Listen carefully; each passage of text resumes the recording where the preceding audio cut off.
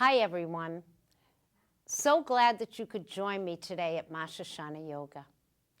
On a recent episode, I touched briefly on the idea of koshas.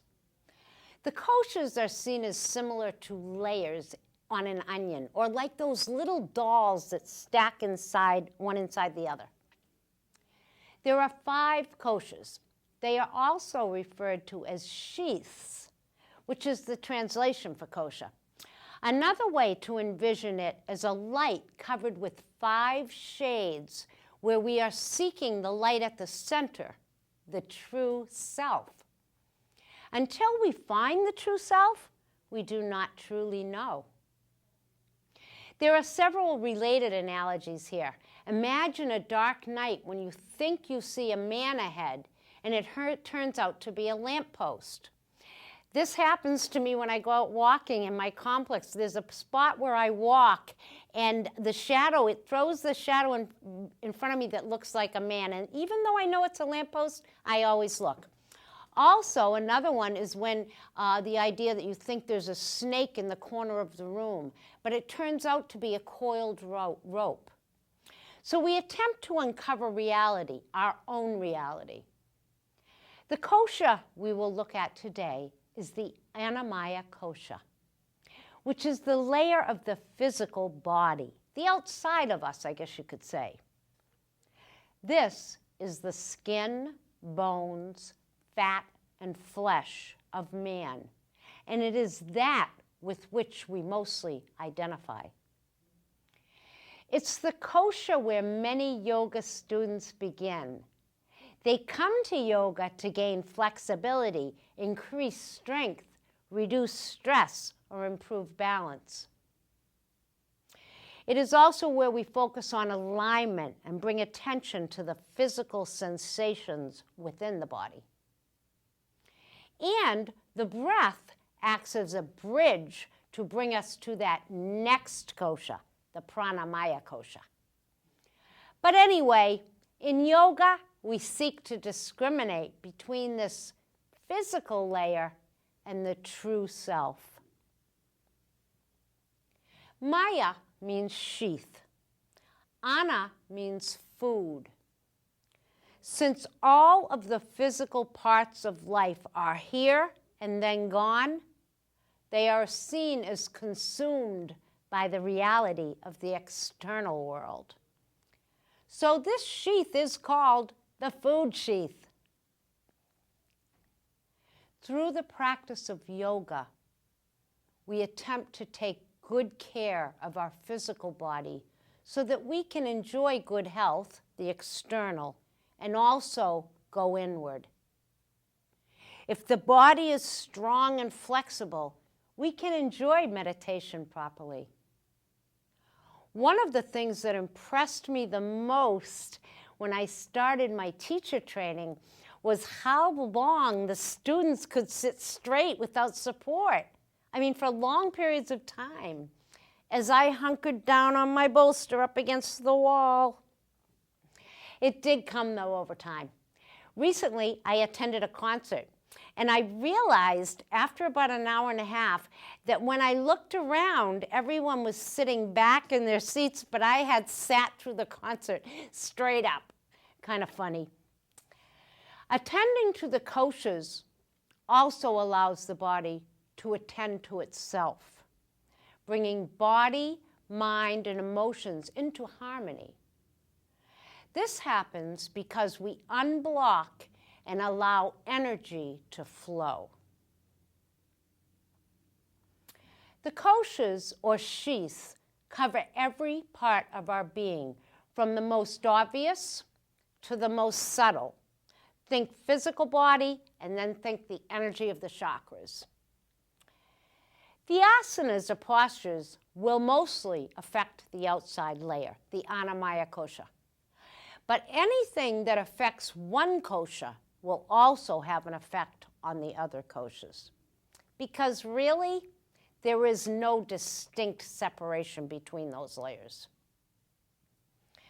If you think about it too, these koshas help us to make sense of our experience as living beings. We've talked about the blockages that can happen in the various areas of the subtle body. And when you begin to understand this, you will understand why we sometimes strongly resist our practice. We don't want to go. I hope my teacher's not listening right now. That's because these blockages distract us or hide us from our fears and stale emotions. Oh, yoga will make you feel good, and it will make you really feel. Many times I have laid in Shavasana as tears rolled down the sides of my face. Sometimes I knew not, at least consciously, why. Feeling is good. It is when we hold on to feelings too long that they turn into emotions, which we can then lug around for a long time. When we begin to align and go with this kosha, we can then start to use the breath to help us reach the next layer, the Annamaya Kosha. So of course, in our practice, we start with this material sheath. We start the journey here. We initiate exploration of the areas of the body from top to bottom. We talk about things like lengthening the sides of the body, about expanding the rib cage laterally, about spreading our toes. We learn to align the spine and use the muscles in a positive way. We notice the sensations of the skin and give some thought to the internal organs. But since our practice is not only physical, we continue on into the deeper levels over time. Also, always bear in mind the importance of what we feed the body. Just notice how your body feels after indulging in that junk food. I can say that last night I did not sleep that well because I rarely indulge in anything with preservatives. I did. It kept me up all night. I don't know that everyone understands truly how much food affects you. With me, it came as a matter of physical stuff. I had higher cholesterol and reflux and borderline sugar, so I had to take back all the food. Now, I am very sensitive to that which goes into my body. So just take notice. Of course, the ultimate goal is samadhi, the oneness with the divine, with the universe. In the Upanishads, a collection of ancient transcripts regarding philosophy, it describes this blissful body as having, quote, joy as the head, contentment as the right arm, and delight as the left, bliss as the heart, and the universe as the foundation. With this and bliss in mind, let us now move to the mat.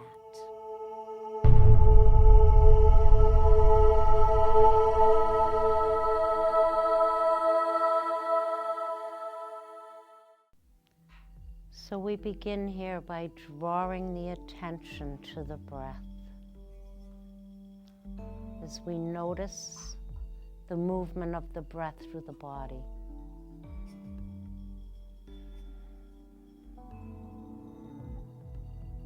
We allow our concerns to drift away as we bring ourselves to this present moment, the only place where life truly exists. When we go over the past, we're just living history. When we project into the future, we're in the unknown. The only moment that really is existing is right now, this present moment. In yoga, we attempt to bring our attention there.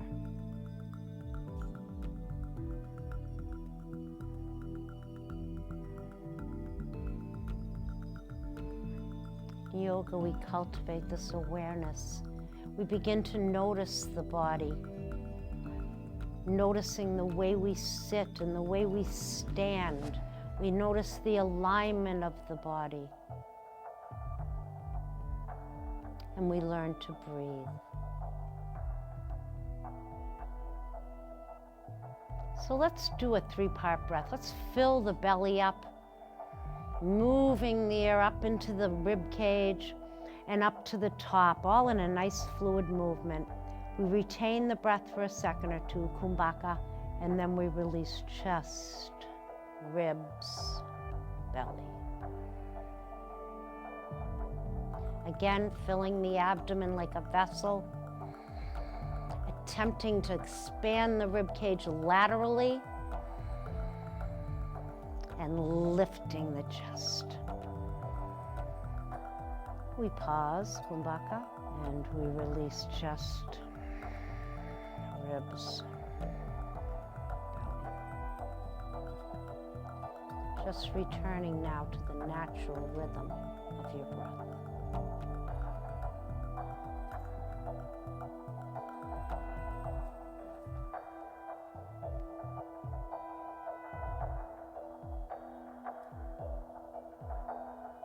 And now we'll just extend the body, lengthening the hands behind you and the arms, making them long, and just extending the area at the sides of the waist, lengthening that.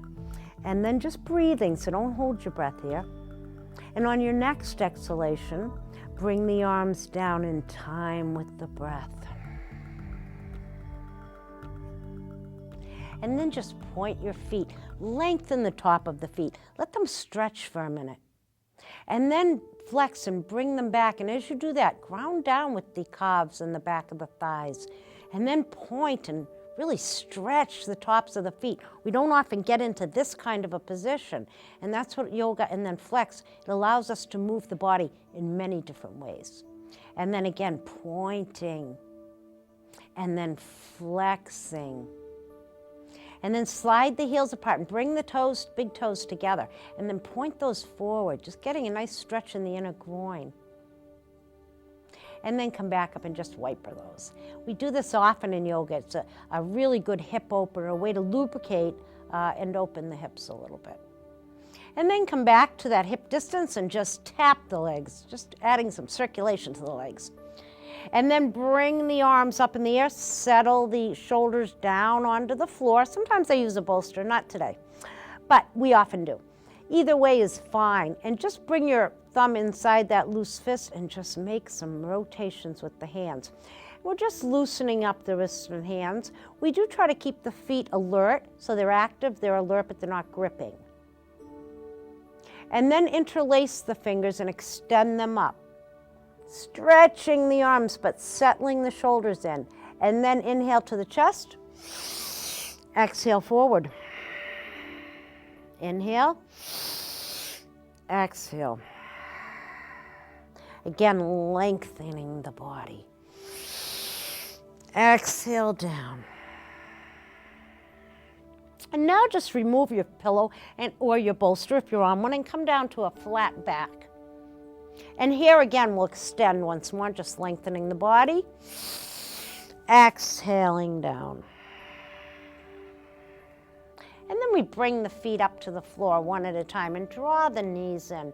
Just gently holding the outside, just gently rocking that back in. And we notice as we move across the sacrum, that lower part of the back, and then side to side.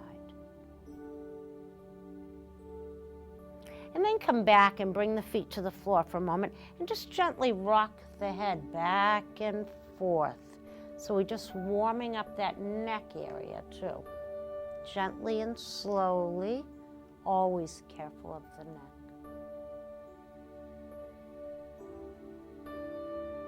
And then coming up to center, bring the right knee into your chest and just take a breath here.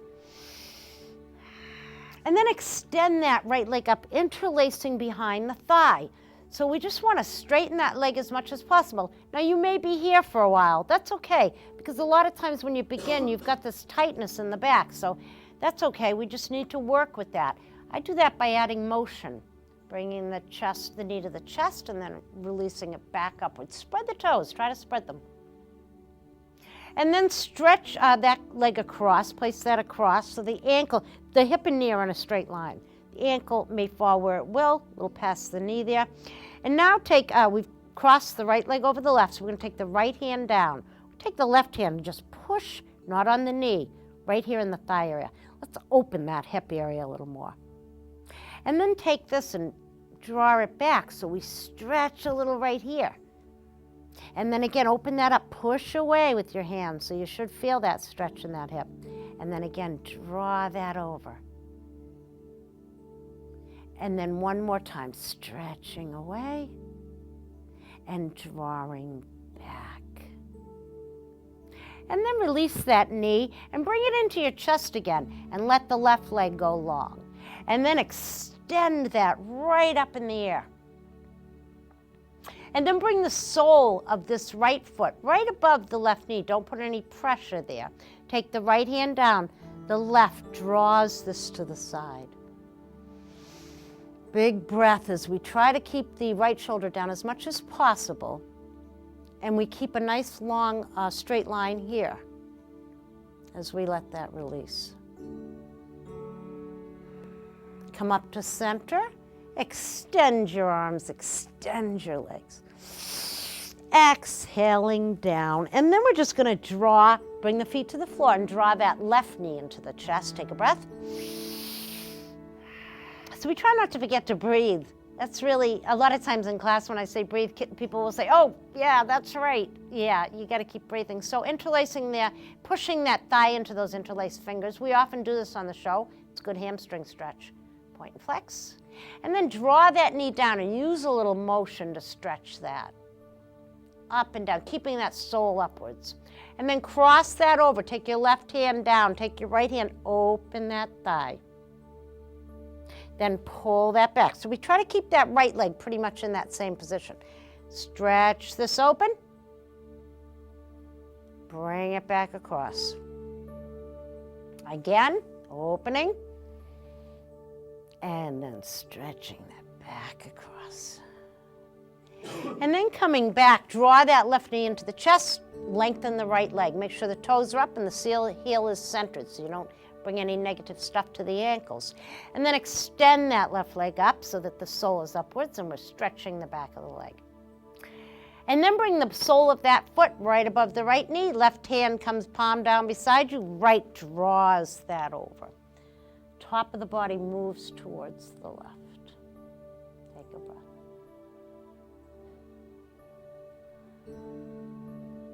Inhale to center. Extend the arms. Extend the legs. And then exhaling down. And now we'll just roll over and just come up to a seated position. And as we do this, we lengthen the legs in front of us, hip distance. Bring your hands, fingertips beside your hips and lift the chest as you open the chest. Take a breath so you expand that chest area. And then exhaling. Now bring your hands forward, lift the chest as you keep the back straight and the chest from collapsing. We just move forward to whatever we're able. Press down with the legs. Toes are up. Take a breath. Walk back up. Let's try this. Bring the feet here. Now, we're going to come down to the elbows. I think we've done this on the show a few times. It's called boat. So we attempt to bring the legs upwards, and we're just going to balance on the buttocks. So we bring the hands forward, lift the chest. Navasana, boat. And then bringing the legs back down. Now, that we plant the seed, so, you do it and you just get better at it as time goes on. So let's come to a seated position, forward. Just crossing the legs. Bring the hands up. Let's bring the finger and thumb together. Let's do one Om, inhaling to begin. Om.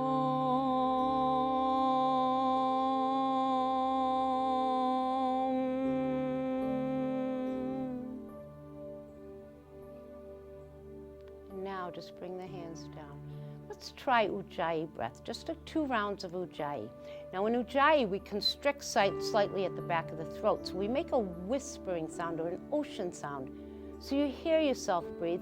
You might even hear the person next to you a little bit. So I usually exaggerate it a little bit so my students can hear. So as long as you can hear your own breath. It creates a resistance in the lungs, so you bring in more oxygen, and it also diminishes distraction. So if you're trying to meditate and it's hard, like it is for me, to get away from those distractions, this helps. Let's try 2 rounds.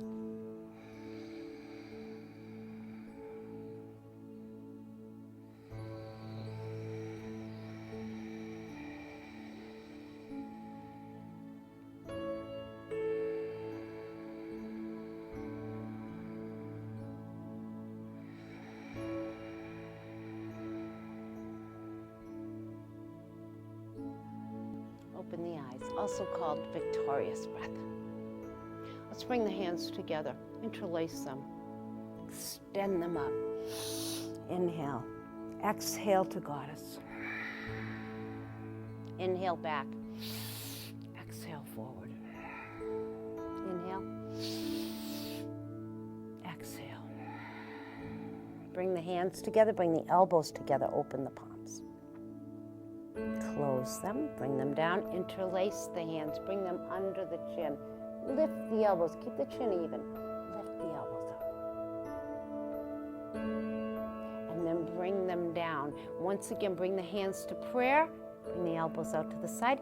See if you can just reach to one side. And come back, and the other. So just trying to breathe. And then coming back to the center. Fold forward. Stretch the hips out. Take a breath. Walk back up. Now just bring one foot to one side as you move that one, well, like this. Okay, that was great instruction. Anyway, let's turn the body this way and stretch out over there. Drop the head.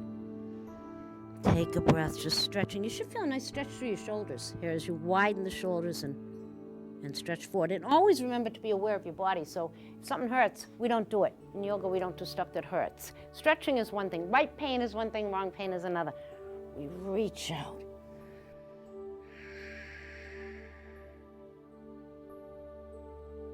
And then coming back up. Okay, let's come right up to table for a moment.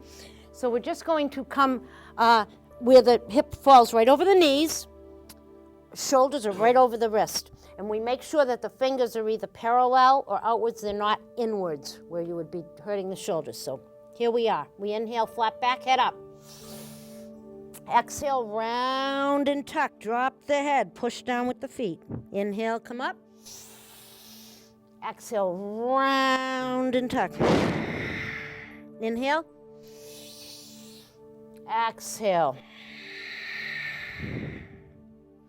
And then just come up to standing as we come into Tadasana. Most of you know the drill. Feet hip distance apart, feet under the knees, under the hips, under the shoulders. Extend the fingers down. Lift the crown of the head. Pull the tummy back towards the spine and take a breath. In mountain pose. Inhale up and just fold into Uttanasana. As we move back and just look back between the legs. You can come as far as you can come. Bend the knees a little if you have to. Whatever you need to do. And then looking back. Taking a breath. This really calming to the nervous system and a good stretch for the hamstrings. Bend the knees a little bit. And as you do that, bring the arms behind you in a skiing position and then come up. Lift the toes. Exhale. Let's step wide. Turn one foot out and the other in. Extend the arms and bend the forward knee in Warrior Two. Bringing the knee over the ankle, keeping the back leg strong, reaching the arms across and gazing out over the hand. Virabhadrasana 2. Take a breath. Straighten the legs, bring the hands to the hips and the feet to center. Turn the other one out and the back one in. move the torso in the direction that you're standing. And then inhale and exhale, bending that forward knee and gazing out over that front knee, bringing that front thigh parallel to the floor. Shoulders move away from the ears. Warrior two. Bring the hands to the hips, straighten the legs, bring the feet to center. Okay, we're going to do a little bit of work on the chair today. So if you have a folding chair, we're just going to bring it to the front here. Let's try it sideways first. We'll start here. So we're going to do down dog with the chair. So we bring the hands to the corner and walk the feet back just as you normally would. And drop the head. So we come into that down dog position. Now, the nice thing about doing it with the chair is that we get a little different sensation. So we get a little more noticeable in the shoulder area, and also we're able to lower the heels to the floor, which gives us a different sensation. Now come into plank pose. As you do that, you bring the shoulders right over the wrist, tuck the belly up, but let the buttocks down a little in plank. And just the gaze comes through the back of your chair there to the floor in front, and then come back into down dog, dropping the head in that inversion where the head's below the heart, and then coming back into plank pose. And then just come back to your feet, step one foot forward and the other back as we come into Annamaya or runner's lunge, modified with the chair. Again, we have that nice 90-degree angle. And we get a nice stretch on that back leg. Yeah, we're really stretching the calf in this one. And that's a tough place to stretch sometimes. So step forward with that foot and step back with the other. Again, coming into that runner's lunge, that Annamaya, stretching that back calf. Nice. And then stepping forward. And just here, come into that Uttanasana again, just bringing the head down, looking back, bend the elbows. And then coming up. And let's just turn the chair around the other way for a minute. So here we'll step back until the hips come right over the feet. So we're making that nice table position. And then we're going to do the sunbird with the chair. So we lift the left hand and the right leg, and we're just going to rotate that front wrist back and forth. Nice stretch for that hip. And then coming down and just lifting the other side up. And again, rotating that wrist. And then coming down. And then move towards the chair.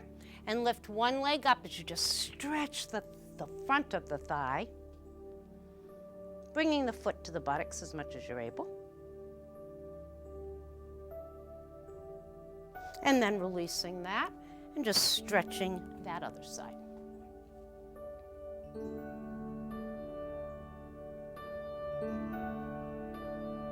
And then releasing that down. So we'll just set that there for 1 minute. Let's come to the top of the mat again, to the front of the mat here. And let's try tree. So we bring ourselves to that Tadasana position. Bearing down on the right leg, we bring the left heel in and then upwards. And just bringing the hands to prayer and lifting up. And breathing.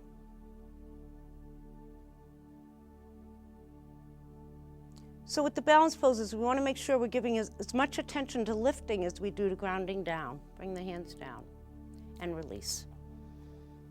Come back into that nice original position, and bearing on the left leg, we turn the right one in. Bringing the hands to prayer, dropping the buttocks towards the heels, pressing the foot into the thigh and the thigh into the foot. Raise the hands. And breathe. And then bringing the hands down and releasing. Inhale up, lift and spread the toes. Exhale down. Inhale, bring the hands up and come up on the toes, balancing on the toes. And then exhaling down. And then we'll come to the center, and we're going to just sit down for a minute. And if you have a tennis ball, we'll do a little work on the feet. So we're kind of mixing it up today, because we are hitting the Annamaya Kosha today. That's our subject. So we're covering all the physical body, all kinds of different ways to do things. You can always modify in yoga. Everybody can do yoga to some degree, pretty much everyone. So we'll just take the ball. We're going to press the foot on it and bring it right back and forth. Now, we've done a show on the feet, so those of you who have seen that, we've done a whole session on the feet. But here we're just giving the feet a little massage. Most people like this. Now, let's just come to the front of the toes and wrap the toes around the ball, because we always have that idea in yoga of widening and spreading the toes. And I remember the first time my teacher said that, lift and spread your toes, I was like, what? How do you do that? And then bring it to the arch of the foot and press down on that arch and just work that arch area a little bit. And then to the heel, pressing down. And for some people enjoy this more than others, so if it's comfortable and good for you, that's good. And then just go back and forth again, just releasing that. Now, all winter long, our feet are in shoes. And that is the problem of that's the basis of most of our feet problems. So getting them out of the shoes and just working them a little, very good. Now, bring this one over to the other foot and just roll it back and forth for a minute. And then we'll just bring that right over the toes so as we widen and spread the toes as much as we're able. And then we bring it to the arch and we push down on the arch, just working and massaging that area a little bit. And then to the heel, as we just press down a little on that heel area. And then just back and forth, just massaging that foot a little. And then releasing that. And just set that aside. And then come and make sure your feet are under your knees and they're hip distance apart. And then bring your right hand to your left side of your thigh. And as you do that, extend and twist and let it rest on the back of your chair. So we try to keep the legs even. And as we do that twisting motion, we extend the spine. But this chair gives us a little bit more to bring that twist in. And we always want to keep the head pretty much with the chest. We don't want to be doing like this, looking over. Pretty much want to keep it there. Release. Take the opposite side, bring it over, extend to let that rest on the back. And then moving forward. Now cross one leg over the other, again keeping that knee over that ankle as much as you're able. Bring your hands on the inside of your chair and lift and open the chest. And then as you have that, you should be able to feel a nice stretch in that hip. Bend forward.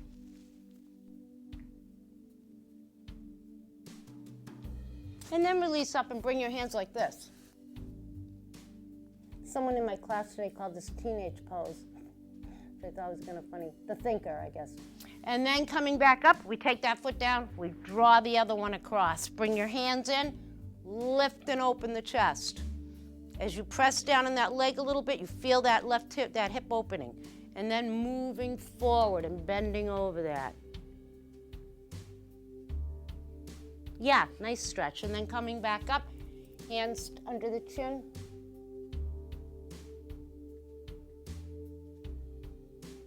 And then releasing. Now walk the feet wide. So again, we're going for the same thing we do in a wide-legged forward fold. Pasvarita Pasvakonasana. We're going to make those feet even on the outside. And we're going to come down. We're going to release the head down. Just take a breath. Walk the hands towards your chair.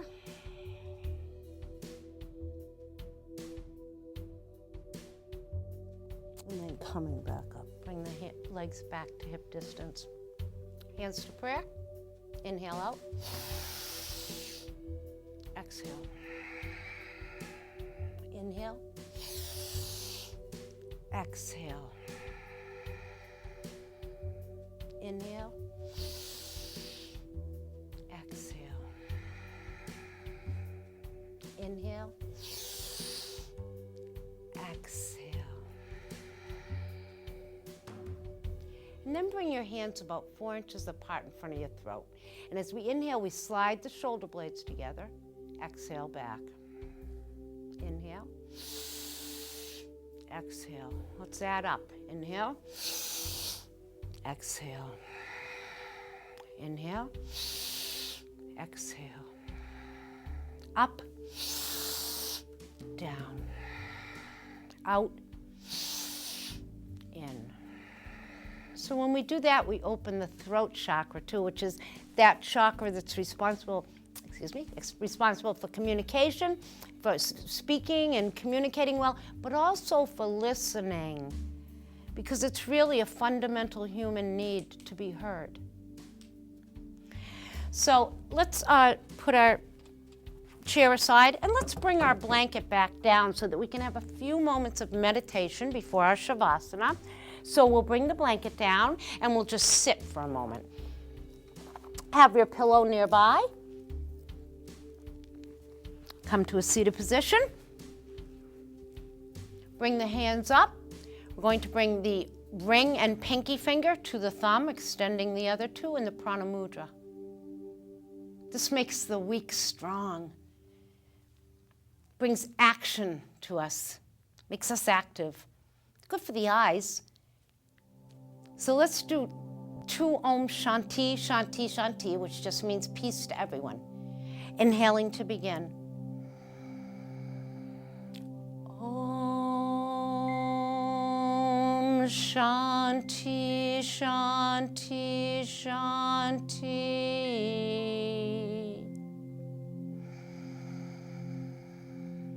Om Shanti, Shanti, Shanti.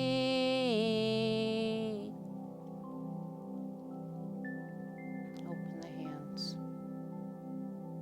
Keep the eyes closed, and for a moment envision a brilliant golden light above the crown of the head. And as you inhale, draw that light into the body. And as you exhale, allow that to flood over and through the body.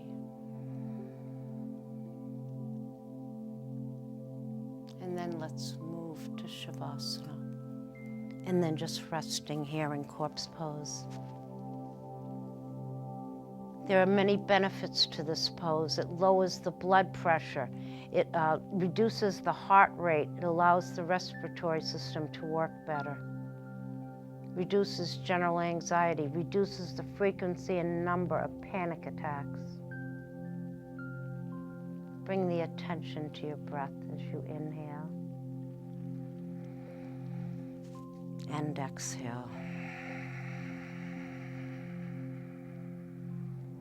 And just moving with the natural rhythm of your breath, relaxing your feet and your legs. Softening the abdomen and relaxing the internal organs there.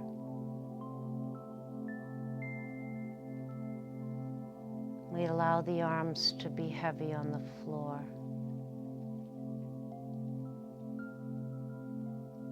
We soften the shoulders and release them away from the ears. We open the heart, allowing us to be more loving.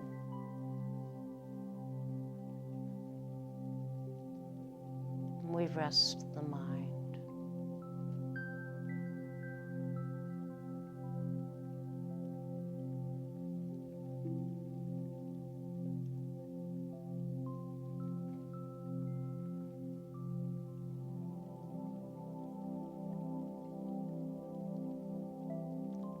And while you rest there, I'll just read you something.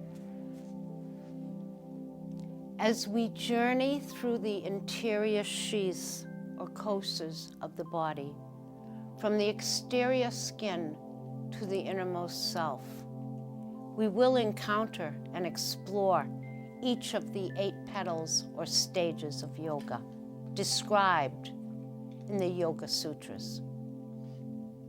For the seeker of truth, these stages remain as important today as they were in the days of Patanjali.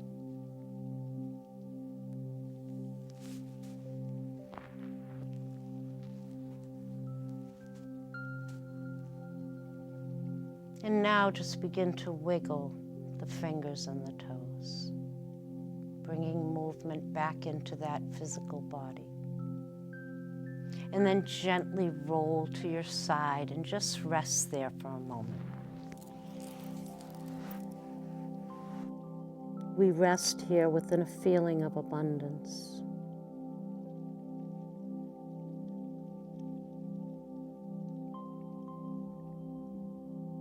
And then keeping that sense of tranquility and peacefulness, bring yourself to a simple seated position, Sukhanasana.